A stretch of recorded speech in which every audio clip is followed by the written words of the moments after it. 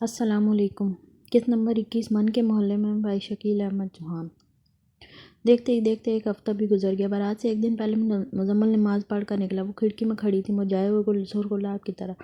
اس دن اس کی آنکھوں میں اداسی تھی، خاموشی تھی۔ اس کی آنکھوں میں کوئی عبارت نہیں تھی جسے مزمل پڑھتا، صرف عید کے سندیسے تھے۔ مزمل نے ایک نظر دیکھا اور چل دیا۔ وہ ماسٹر محمود کے دروازے کے آگے سے گزر آتا، ایک آواز نے اس کے قدم روک لیے، بیٹا اندر آ جاؤ۔ مریم بی بی نے ارد گرد کا جائزہ لیتے ہوئے مختصر بات کی اور دروازے سے اندر ہوگی۔ گلی میں کوئی نہیں تھا۔ مزمل شش و پنج میں مبتلا تھا۔ لمحہ بھر اس نے سوچا، پھر وہ بھی دروازے سے گھر کے اندر چلا گیا۔ بیٹھو بیٹا۔ مریم بی بی نے ڈرائنگ روم میں مزمل کو بٹھایا۔ مزمل جھجکتے جھجکتے بیٹھ گیا۔ کل رات کو مام کی بارات، آج پچھلے ٹائم مہمان آنا شروع ہو جائیں گے۔ کچھ مہمان رات کے آ چکے ہیں، انہیں میں نے گاؤں والی حویلی میں ٹھہرایا ہوا ہے۔ کل سے تم یہاں نہیں آؤ گے۔ مریم بی بی نے تفصیل بتانے کے بعد فرمان جاری کیا۔ کیوں؟ مزمل نے اعتماد سے نظریں ملا کر پوچھا۔ اس لیے کہ کل سے وہ کھڑکی ہمیشہ ہمیشہ کے لیے بند ہو جائے گی۔ مریم بی بی نے سخت لہجے میں جواب دیا۔ حاضری میں دیدار کی شرط نہیں ہوتی۔ مزمل نے مؤدب ہو کر کہا۔ ادب والے حکم عدولی نہیں کرتے۔ مریم بی بی نے کرخت لہجے میں بتایا۔ بے وفائی کے علاوہ سب حکم مانوں گا۔ مزمل نے عاجزی سے اپنی بات کی۔ وفا کا دم بننے والے محبوب کو بدنام نہیں کرتے۔ مریم بی بی نے دانت پیستے ہوئے اپنی سنائی۔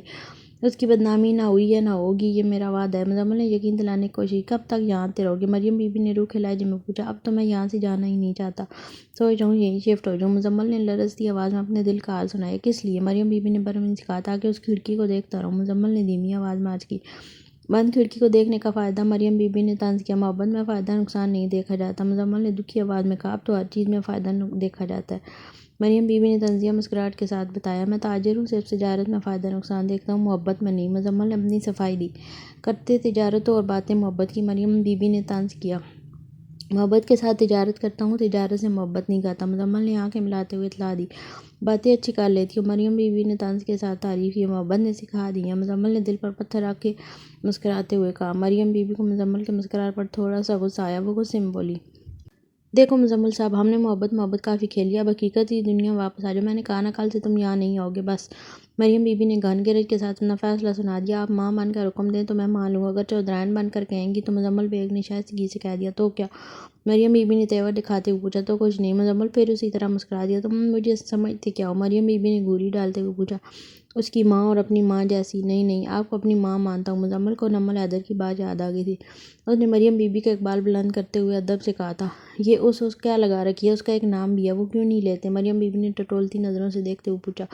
اس کا نام صرف دعا میں لیتا ہوں۔ مزمل نے الفت کے ساتھ بتایا۔ دعا میں کیوں لیتے ہو اس کا نام؟ مریم بی بی نے عقل جتاتے ہوئے پوچھا۔ اس کے لیے دعا کرنے کے لیے آپ کی اجازت نہیں درکار۔ مزمل نے صاف گوئی سے کہہ دیا۔ کیا دعا کرتے ہو اس کے لیے؟ مریم بی بی نے کچھ نرمی سے پوچھا۔ یا اللہ مام کو وہ صحت عطا فرما جس کے بعد بیماری نہ ہو۔ مزمل نے عقیدت سے بتایا۔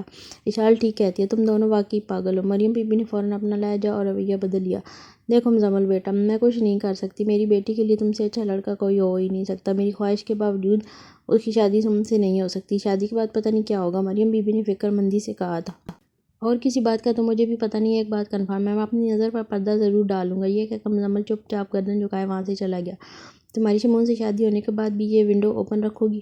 اشال نے مام کو جھنجھوڑ کر پوچھا تھا۔ مام آپ بھی گمسم تھی۔ اشال نے دوبارہ اسے لایا۔ ٹیل می، نہیں کبھی نہیں، میں مزمل کی طرف کھلنے والی ساری کھڑکیاں بند کر دوں گی، چاہے وہ دل کی ہوں یا لکڑی کی۔ مام نے بائیں ہاتھ کی پشت سے اپنے آنسو صاف کیے تھے۔ مام چودھری چلو مان لیا، تم مزمل کی طرف کھلنے والی کھڑکی بند کر بھی لو، کیا اسے شمون کے لیے کھول سکو گی؟ اشال نے کھنکتی آواز میں پوچھا۔ کوشش کروں گی، مام نے زخمی آواز میں جواب دیا۔ وارث کہتا ہے اشال یاد رکھنا، دل کے دروازے ہر دستک پر نہیں کھلتے، شوہر کے لیے کھل جاتے ہیں، مام نے حتمی انداز میں کہا۔ میری ماں کے تو نہیں کھلے تھے، اشال نے قرب سے بتایا۔ بیوی کا فرض ہے کہ وہ اپنے شوہر سے محبت کرے، کوئی فرض ادا کرتا ہے اور کوئی قضا۔ ابا کہتے ہیں ہر عورت کا حق ہے کہ اس کی شادی میں اس کی مرضی شامل ہو۔ اشال نے حکیم صاحب کی کہی ہوئی بات کا سہارا لیا۔ میں اپنا یہی حق شمون کے لیے استعمال کیا ہے۔ مام فور گاڈ سے کہا۔ تلفی کو حق کا نام مت دو، اشال نے سمجھانے کے انداز میں کہا۔ مام گردن جھکائے ہوئے خاموش تھی۔ ضبط کے باوجود اس کی آنکھوں سے اشک چھلک پڑے۔ اشال اسے غور سے دیکھ رہی تھی۔ وہ پاس گئی اور اسے گلے لگا لیا۔ اشال نے مام کے آنسو صاف کیے اور اس کا ہاتھ تھام کر کہنے لگی۔ تمہیں یاد تو ہوگا اس برسات جس رات بڑی طوفانی بارش تھی، میں برتھ ڈے کے ایک دن بعد میں نے سوچا صبح وہ نہیں آئے گا، ہر طرف پانی ہی پانی تھا، لائٹ بند تھی، 3-4 گھنٹے بعد یو پی ایس بھی جواب دے گیا۔ مجھے نیند نہیں آ رہی تھی، ابا اپنی ٹارچ لیے مجھے دیکھنے میرے روم میں آئے، مجھے دیکھا اور کہنے لگے اب تک جا رہی ہو؟ میں نے کہا نیند نہیں آ رہی۔ ابا بولے ایمرجنسی لائٹ جلا لو۔ میں ایمرجنسی لائٹ جلانے لگی تو میری نظر موم بتیوں اور ماچس پر پڑی جو پچھلی رات کیک کاٹنے سے پہلے بجھا دی گئی تھی۔ میں نے ان موم بتیوں کو اٹھایا، ان میں سے ایک کو آگ لگا دی اور اپنے سامنے شیلف پر لگا دیا۔ ایک کے بعد ایک موم بتی جل کر اپنے موم میں غرق ہونے لگی۔ موم بتیاں فجر کی اذان تک روشنی کرتی رہیں۔ بارش تھم چکی تھی۔ اب ہم مسجد کے لیے نکلے تو میں نے آخری جلتی ہوئی موم بتی کو چھوڑا اور چھت پر چلی گئی۔ چھت پر ٹھنڈی ہوا چل رہی تھی۔ دور نزدیک سے مینڈکوں کی آوازیں آ رہی تھیں۔ ابا نے مسجد کے سائن میں کھڑے ہو کر اذان دینا شروع کی۔ مام بت بنی اشال کو دیکھ رہی تھی جیسے وہ کسی اور کی داستان سن رہی ہے۔ تم اپنی ونڈو میں ماسٹر صاحب کی لالٹین لیے کھڑی تھی۔ میں نے سوچا نہ بے وقوف، اس کے پاس بھی تو ایمرجنسی لائٹ ہے، وہ کیوں نہیں آن کی اس نے؟ پھر میری نگاہوں نے تمہاری نظروں کا تعاقب کیا۔ فیکٹری کے موڑ سے روشنی کی کرن نمودار ہوئی۔ مزمل بیگ تھا، کلی میں پنڈلی پنڈلی پانی تھا۔ اس کے بائیں ہاتھ میں اس کے سلیپر اور دائیں ہاتھ میں موبائل کی لائٹ جا رہی تھی۔ وہ پانی میں سے گزرتا ہوا تمہاری ونڈو کے نیچے اور مسجد کی سیڑھیوں کے پاس پہنچا۔ میرا خیال تھا وہ تمہیں گردن اٹھا کر دیکھے گا۔ مزمل نے مجھے غلط ثابت کر دیا۔ تمہاری لالٹین پھڑپھڑا رہی تھی جس کی تمہیں کوئی خبر نہیں تھی۔ تم مزمل کو فوکس کیے ہوئے تھے۔ مزمل نے مسجد کی پہلی سیڑھی پر قدم رکھا ہی تھا کہ اس کا پیر پھسل گیا۔ تمہارے ہاتھ میں پھڑکتی ہوئی لالٹین بجھ گئی۔ تم نے تڑپتے ہوئے بائیں ہاتھ سے ونڈو کے راڈ کو پکڑا۔ اس وقت تم ایسے تڑپ اٹھی تھی جیسے مچھلی پانی سے باہر تڑپتی۔ تھینک گاڈ مزمل گرنے سے بچ گیا۔ وہ بھی مسجد میں داخل ہو گیا۔ تم بجھی ہوئی لالٹین ہاتھ میں لیے وہیں کھڑی رہی۔ چند منٹ بعد تم الٹے پاؤں پیچھے ہٹ گئے۔ مزمل کے بعد 3-4 نمازی مسجد میں داخل ہوئے۔ تم پھر سے ونڈو کے پاس چلی گئی۔ جماعت کے بعد جب نمازیوں کو باہر نکلنے کا وقت ہوا تم دوبارہ الٹے پاؤں 2 قدم پیچھے ہٹ گئی۔ تب بھی بجھی ہوئی لالٹین تمہارے ہاتھ میں ہی تھی۔ مزمل جب مسجد سے نکلا اس نے مسکراتے ہوئے تمہیں ایک نظر دیکھا اور گردن جھکائے گلی میں کھڑے پانی میں چلتا ہوا فیکٹری کے موڑ تک چلا گیا۔ جیسے ہی اس نے موڑ مڑا تم ونڈو کے ساتھ پڑی ہوئی اس ایزی چیئر پر بیٹھ گئی۔ میں تمہیں چھت سے مسلسل دیکھ رہی تھی۔ اشال نے کھڑکی کے پاس پڑی ہوئی ایزی چیئر کی طرف اشارہ کرتے ہوئے پھر سے کہا۔ اس چیئر پر بیٹھنے کے بعد تمہیں پتہ چلا تمہارے ہاتھ میں جلتی ہوئی لالٹین تو بجھ چکی ہے۔ تم نے لالٹین کو ہلا کے دیکھا، اس میں مٹی کا تیل ختم ہو چکا تھا، پھر بھی اس کی بتی جلنے سے بچ گئی تھی۔ میں جب اپنے روم میں آئی تو ساری موم بتیوں کا ڈھیر ایک جگہ ہی تھا۔ وہ رات بھر جلتی رہیں اور صبح جلے ہوئے موم کی قبرستان میں دفن ہو گئی۔ ایک بات بتاؤں مام چودھری، بیوی لالٹین کی طرح ہوتی ہے جس میں تعریف کا تیل ڈالو تو پھر سے جل اٹھتی ہے، جبکہ محبوبہ موم بتی کی طرح جو اپنی ہی موم میں جل جل کر موم کا ڈھیر بن جاتی ہے۔ تم بھی مزمل بیگ کی محبت میں اپنی ہی موم میں جل رہی ہو۔ تمہیں میں نے تمہاری لو سٹوری میں ایک سین پوچھو کیوں سنایا؟ اشال نے مام کا ہاتھ تھامتے ہوئے سوالیہ نظروں سے اس کی طرف دیکھا۔ کیوں؟ مام نے ایسے کہا جیسے اس کی آواز کسی گہری کھائی سے آئی ہو۔ اس لیے کہ میں تمہیں بتا سکوں جو کچھ میں نے اس دن دیکھا وہ دیوانگی کی حد تھی۔ مام چودھری شمون جیسا ایک ڈھونڈنے جاؤ تو لاکھوں ملیں گے اور تم جیسی لاکھوں میں سے ایک بھی ملنا مشکل ہے۔ تم شادی کے بعد شمون کے بچے ضرور پیدا کرو گی، اس کی طرف محبت کی کھڑکی کبھی نہیں کھول سکو گی، یہ میری پریڈکشن ہے۔ کل تمہاری تیل مہندی ہے، میں سو رہی ہوں، پیلے سوٹ کی جگہ ماتمی لباس پہنو، مزمل کے ساتھ کوئی تو ہو جو تمہاری شادی کا ماتم منائے۔ اشال نے مام کا ہاتھ چھوڑا اور غصے میں مام کے کمرے سے چلی گئی۔ مام رنجیدگی سے گردن جھکائے وہیں بیٹھی رہی۔ تھوڑی دیر بعد اس نے اپنے نازک اور سفید ہاتھوں کی طرف دیکھتے ہوئے خود کلامی کی۔ کل میری تیل مہندی ہے۔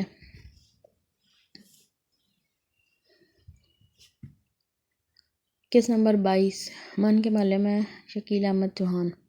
تیل مہندی کی رسم مام کے اسکول کے گراؤنڈ میں انجام پائی۔ بارات کا انتظام ملن میرج ہال میں کیا جانا تھا۔ مہندی کی تقریب کے دوران مام کی طرح اشال بھی بجھی بجھی سی رہی۔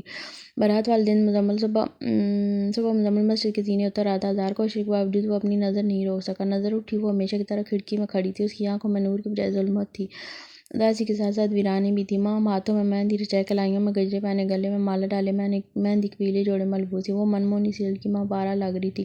یہ تو اس کا ظاہر تھا، اصل میں مہندی کی ٹھنڈک کی بجائے اسے تپش محسوس ہو رہی تھی۔ کلائیوں کے گجرے ہتھکڑیاں لگ رہی تھیں۔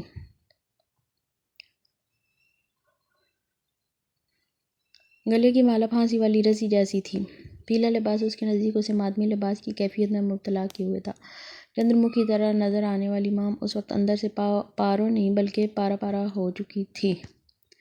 مزمل اور مام کے مابین کوئی میثاق، کوئی معاہدہ نہیں ہوا تھا، اس کے باوجود وہ دونوں اپنے اپنے محاذ پر مجرم بنے کھڑے تھے۔ کسی نے کسی کو مجروح کیا، یہ معمہ تھا، پھر بھی وہ دونوں مضطرب تھے۔ ملاقات کے بغیر صرف محبت کی معرفت سے ان دونوں کے جسم معطر ہو چکے تھے۔ اس مسافت کے دوران میں محبت کی مہک تو مجھے سرائی پر محبت کی منزل نہیں ملی، ان کے ملن کی کوئی صورت نظر نہیں آ رہی تھی۔ مہندی کی تقریب کے بعد سے مام کھڑکی میں مجسمہ بنی کھڑی تھی۔ رات بھر وہ صبح کا انتظار کرتی رہی۔ جس کے انتظار میں وہ کھڑی تھی وہ اس کے سامنے تھا۔ وہ اپنے نکاح سے پہلے شاید آخری بار اسے دیکھ رہی تھی۔ مزمل نے بھی اسے لمحوں کے اندر اندر صدیوں جیسا دیکھ لیا۔ اس کے دل میں پتہ نہیں کیا بات آئی، وہ واپس مسجد کے اندر چلا گیا۔ چند منٹوں کے بعد واپس آیا، مام وہیں کھڑی تھی۔ مزمل نے اسے ہمیشہ کی طرح ایک نظر دیکھا اور نظریں جھکائے اپنی گاڑی میں بیٹھ کر لاہور چلا گیا۔ اب جاگنے کی باری مزمل بیگ کی تھی۔ وہ رات بھر اپنے ٹیرس پر صبح کا انتظار کرتا رہا۔ کھلی کھڑکی کو دیکھنے والی مشتاق آنکھیں اس بار مزمل بیگ کی تھی۔ اس کے ذہن میں کچھ نہیں تھا سوائے اس کھڑکی کے، وہ جلد از جلد اس کھڑکی کو دیکھنا چاہتا تھا۔ نماز سے پہلے دیکھنے کی اجازت اس کو نہیں تھی۔ مزمل گردن جھکائے گلی سے گزر گیا۔ اس کے دل میں کھڑکی کا کوئی خیال نہیں آیا۔ اس نے خشوع و خضوع سے نماز ادا کی۔ سب نمازیوں کے جانے کے ساتھ ہی آج پہلی بار حکیم صاحب بھی چلے گئے۔ حکیم صاحب کے جانے کے کچھ دیر بعد ہی وہ حسب معمول اٹھا اور مسجد کے بیرونی دروازے کی طرف قدم بڑھائے۔ اسے کبھی بھی مسجد کے حدود میں کھڑکی والی کا خیال نہیں گزرا۔ اس دن بھی ایسا ہی ہوا تھا۔ مزمل نے سیڑھیاں اترنی شروع کی، نظر اٹھائی، کھڑکی کھلی، مام دلہن بنی کھڑکی میں کھڑی تھی۔ مزمل نے ہمیشہ کی طرح ایک نظر دیکھنے کے بعد اپنی نظریں جھکا لی۔ مزمل کی آنکھوں میں بجھے دیپ جل اٹھے، ہونٹوں پر مسکراہٹ لوٹ آئی، دل سے دھک دھک کی آواز آنے لگی۔ دل کی دھک دھک دماغ سے برداشت نہیں ہوئی۔ دماغ کہنے لگا بیگ صاحب کھلی کھڑکی کے پیچھے دلہن کھڑی ہے، خوش ہونے کی بجائے پتہ تو کر لو وہ کس کی دلہن ہے۔ دل نے حکم دیا مزمل صاحب نظریں اٹھاؤ اور دوبارہ دیکھ لو۔ میرا دھڑکنا بے وجہ نہیں ہوتا، میری دھڑکن زندگی کی علامت ہے۔ نظریں اٹھاؤ گے تو بے ادبی ہو جائے گی۔ دماغ نے جلدی سے میسج دیا۔ اسی لمحے دل نے بھی صدا لگا دی، مسٹر برین آپ عقل والوں کے ساتھ کھڑے ہوتے ہیں اور میں عشق والوں کا ساتھی ہوں۔ مزمل صاحب تم نظریں اٹھا دو۔ مزمل نے نظریں اٹھا کر دیکھا، مام کے چہرے پر عجیب طرح کی مسرت تھی۔ وہ تھوڑی دیر اسے دیکھتا رہا، آنکھوں کی گفتگو سے دل کو سکون مل گیا۔ مزمل کو گلی میں کھڑے ہو کر مزید اس طرح دیکھنا غیر مناسب لگا۔ وہ نظریں جھکا کر اپنی گاڑی کی طرف چل دیا۔ بیٹا اندر آ جاؤ، مریم بی بی نے بڑے اعتماد سے کہا جو اپنے دروازے پر کھڑی تھی۔ مزمل گھر کے اندر داخل ہو گیا۔ ڈرائنگ روم میں ایک آدمی وہیل چیئر پر بیٹھا ہوا تھا۔ اس کے سامنے حکیم عاقل انصاری، غلاب خان اور شمائل کا شور شرافت بیٹھے ہوئے تھے۔ دوسرے صوفے پر چند عورتیں تھیں جن میں مومنہ، اشعال، شمائل، شاہدہ بی بی اور ایک طرف عروسہ وہیل چیئر پر بیٹھی تھی۔ جوان میری بیٹی سے شادی کرو گے؟ چودھری شمشاد نے گرجتی ہوئی آواز میں پوچھا۔ اس سے پہلے مزمل کچھ کہتا ڈرائنگ روم میں مام دلہن کے لباس میں ملبوس داخل ہوئی۔ مزمل نے حیرانی سے چودھری شمشاد کی طرف دیکھا۔ جوان میری بیٹی مام سے شادی کرو گے؟ چودھری شمشاد اسی انداز میں دوبارہ بولا۔ جی، مزمل نے مام کی طرف دیکھ کر کہا۔ حق میں کیا لکھواؤ گے؟ چودھری شمشاد نے بے دھڑک ہو کر کہہ دیا، یہ والی فیکٹری لکھ لیں۔ مزمل بیگ نے حتمی انداز میں جواب دیا۔ مام نے مزمل کی طرف دیکھا۔ ڈرائنگ روم میں موجود سب لوگوں نے باری باری ایک دوسرے کی طرف نگاہ ڈالی۔ ان کے چہروں پر ملی جلی کیفیات تھیں، خوشی کے ساتھ ساتھ حیرت بھی نمایاں تھی۔ حکیم صاحب بسم اللہ کریں۔ چودھری شمشاد نے نکاح پڑھانے کا فرمان جاری کر دیا۔ حکیم صاحب بسم اللہ کریں۔ پچھلی رات بھی چودھری شمشاد نے ایسے ہی کہا تھا۔ چودھری شمشاد یہ نکاح نہیں ہو سکتا، ایک آدمی گھن گرج کے ساتھ بولا۔ کیوں نہیں ہو سکتا یہ نکاح؟ چودھری شمشاد نے للکار کر پوچھا۔ اس لیے کہ تیرے بیٹے نے میری بہن سنبل سے شادی کر رکھی ہے، اب وہ دوسری شادی نہیں کرنا چاہتا۔ مہر سعید نے وضاحت پیش کی۔ کیوں شمعون؟ چودھری شمشاد نے قہر و غضب سے پوچھا تھا۔ جی ابا جی۔ شمعون نے گردن جھکائے فوراً اقرار کر لیا۔ اوئے کھوتے دے پتر، پھر یہ تماشا لگانے کی کیا ضرورت تھی؟ چودھری شمشاد وہیل چیئر پر بیٹھے بیٹھے ہی اپے سے باہر ہو گیا تھا۔ تو مجھے پہلے بتا دیتا بے غیرتا، بے شرما، اب میں سارے شریکوں کو کیا جواب دوں گا؟ کون کرے گا میرے مرحوم بھائی کی بیٹی سے شادی؟ چودھری شمشاد نے واویلا ڈالا ہوا تھا۔ کھانا کھول دو۔ حکیم صاحب نے موقع کی نزاکت دیکھتے ہوئے میرج ہال کی انتظامیہ کو کہہ دیا۔ حکیم صاحب خود چودھری شمشاد کے وہیل چیئر کو دھکا لگاتے ہوئے دلہن کے کمرے میں لے گئے تھے۔ چند منٹوں بعد ہی سارا ہجوم تتر بتر ہو گیا۔ شادی ہو یا نہ ہو، لوگوں کو کھانا ملنا چاہیے۔ لوگوں نے کھانا کھایا، اپنے اپنے ہاتھ صاف کیے اور اپنے اپنے گھروں کی راہ پکڑی۔ کون کرے گا میرے بھائی کی بیٹی سے شادی؟ چودھری شمشاد نے مگرمچھ والے آنسو گراتے ہوئے پھر سے پوچھا۔ ایک لڑکا ہے میرے رشتے میں بھی لگتا ہے۔ چودھری شمشاد نے سوالیہ نظروں سے حکیم صاحب کو دیکھا۔ وہی جس نے سیٹ کی فیکٹری خریدی ہے، حکیم صاحب نے تسلی دیتے ہوئے بتایا۔ وہ اتنا بڑا آدمی ہے، وہ کیوں کرے گا شادی؟ چودھری شمشاد کے آنسو فوراً غائب ہو گئے تھے، ساتھ ہی اس نے تفتیش بھی شروع کر دی۔ اس نے مجھ سے کہا تھا کہ آپ سے رشتہ مانگوں۔ جب میں نے بتایا کہ مام کی منگنی ہو چکی ہے، پھر وہ کہنے لگا، حکیم صاحب آپ بھی میرے بڑے ہیں، آپ جہاں کہیں گے میں شادی کر لوں گا، مگر پھر بھی حکیم صاحب مجھے نہیں لگتا وہ لڑکا مانے گا۔ چودھری شمشاد نے رک رک کر اپنے خدشے ظاہر کیے۔ انکل جی آپ کیوں فکر کرتے ہیں؟ اس کی کیا مجال، وہ ابا کی بات ٹالے۔ ہماری مام راج کرے گی، اس کے پاس ایسی 2 فیکٹریاں اور بھی ہیں، 2 بنگلے، 4 گاڑیاں اور کروڑوں کا بینک بیلنس الگ سے ہے۔ اشعال نے مام کا ہاتھ دباتے ہوئے کہا۔ چودھری شمشاد کی آنکھیں کھلی کی کھلی رہ گئیں۔ اس وقت برائیڈل روم میں صرف 5 افراد تھے۔ 5 میں مریم بی بی تھی جو کچھ دیر بعد آئی تھی۔ کچھ بھی ہو، میں مام کی رضامندی کے بغیر ہاں نہیں کر سکتا۔ چودھری شمشاد نے اپنا لالچ چھپاتے ہوئے سنبھل کر کہا۔ لالا جی، مام اور مجھے آپ کے کسی فیصلے پر کوئی اعتراض نہ پہلے تھا نہ ہی آئندہ ہوگا۔ آپ جو بھی فیصلہ کریں گے ہمیں قبول ہوگا۔ مریم بی بی نے تابعداری کے ساتھ ساتھ اپنے حصے کی ڈیوٹی پوری کر دی۔ تو پھر حکیم صاحب ابھی اس لڑکے کو بلائیں، ابھی کلمے پڑھا دیتے ہیں، اللہ خیر صلی اللہ۔ چودھری شمشاد نے اپنی عزت بچانے کے لیے فوراً رضامندی ظاہر کر دی تھی۔ چودھری صاحب اس وقت غیر مناسب ہے، میں اس سے فون پر بات کر لیتا ہوں، انشاءاللہ کل صبح فجر کے بعد میں نکاح پڑھوا دوں گا۔ یہ میرا وعدہ ہے، آپ آج رات یہیں رک جائیں، گاؤں مت جائیں، کل نکاح کے بعد ہی گاؤں جائیے گا، اس طرح آپ کی عزت بھی رہ جائے گی اور شریک برادری کو باتیں بنانے کا موقع بھی نہیں ملے گا۔ حکیم صاحب کی بات چودھری شمشاد کے دل پر جا کر لگی تھی، وہ فوراً مان گیا۔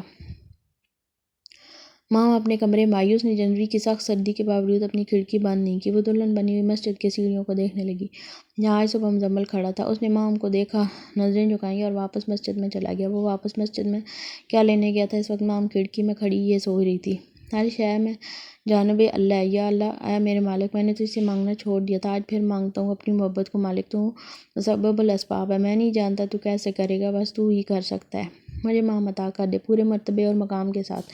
مزمل مسجد میں آنے کے بعد سجدے میں گڑ گڑا رہا تھا، اس کے اشکوں سے مصلی بھیگ گیا تھا۔ اس نے دعا مانگی، رومال سے اپنی بھیگی پلکیں صاف کی، سیڑھیاں اترتے ہوئے ایک نظر اپنے محبوب پر ڈالی اور لاہور چلا گیا۔ وہ ٹیرس پر کھڑا ہوا رات بھر کھڑکی کے متعلق سوچتا رہا اور مام رات بھر کھڑکی سے باہر سیڑھیوں کو